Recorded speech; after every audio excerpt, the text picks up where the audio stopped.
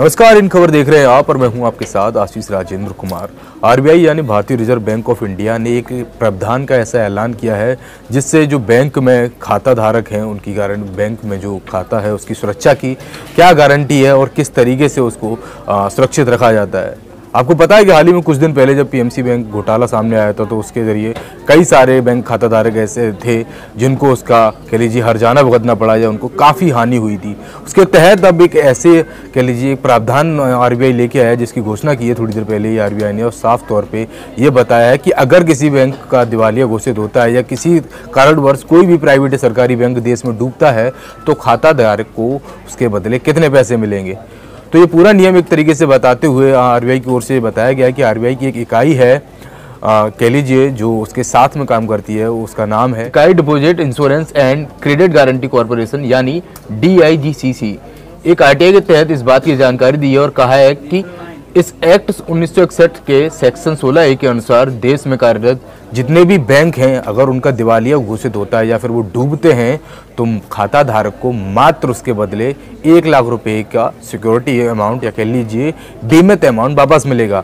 यह मतलब इसका मतलब ये नहीं कि अगर आपके खाते में जैसे कि आपका चालू या बचत खाता हो या किसी भी सरकारी या प्राइवेट बैंक अन्य किसी भी बैंक में हो देश भर में, अगर आपके खाते में फॉर एग्जांपल 14 लाख या 15 लाख रुपए हैं तो उनका आपको केवल जो बीमित अमाउंट मिलेगा यानी कि जिसकी सिक्योरिटी आपको मिलेगी जितना वो महज 1 लाख रुपए होगा। अब ऐसे हम सोचिए कि देश भर में मध्यम वर्ग से ऊपर के जितने भी पेशेवर नौकर या जो जितने भी कंपनी या बिजनेसमैन के लोग हैं उनके अगर बैंकों में खाते हैं और उनमें पैसों की तादाद ज़्यादा है और इनकेस फ्यूचर किसी भी बैंक के साथ कोई दुर्घटना घटती है या वो बंद होता है या दिवालिया घोषित होता है तो उनके तो सारे के सारे पैसे डूब जाएंगे।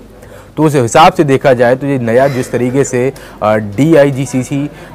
सेक्शन 16A का जो नियम है ये किस तरीके से कार्य करता है और इसका क्या फ़ायदा और क्या नुकसान है वो तो आपको साफ तौर पे दिख रहा है। नफ़ा नुकसान के मामले को लेकर पीएमसी बैंक जो कि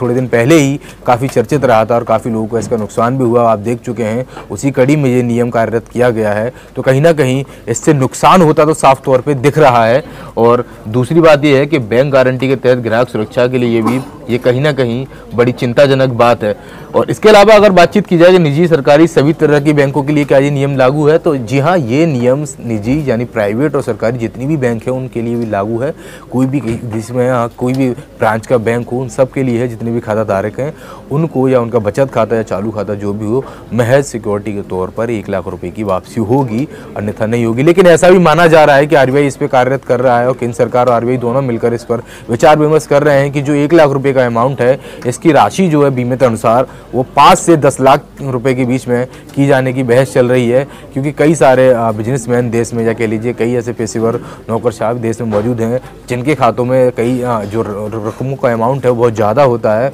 और अगर इनकेस कोई बैंक पीएमसी की तरह दिवालिया घोषित होता है या डूब जाता है तो उनको तो ये बहुत बड़ा झटका रहेगा। तो वहीं मध्यम वर्ग में कई सारे कह लीजिए जो जॉब लोग करते हैं या फिर बिजनेसमैन हैं तो कहीं ना कहीं उनके लिए भी ये बैकफायर साबित हो सकता है। खैर, अगर आपको वीडियो अच्छा लगा तो इसे लाइक करें और चैनल इन खबर को सब्सक्राइब करना बिल्कुल ना भूलें। धन्यवाद। इन खबर चैनल को सब्सक्राइब करें और बेल आइकन दबाना ना भूलें।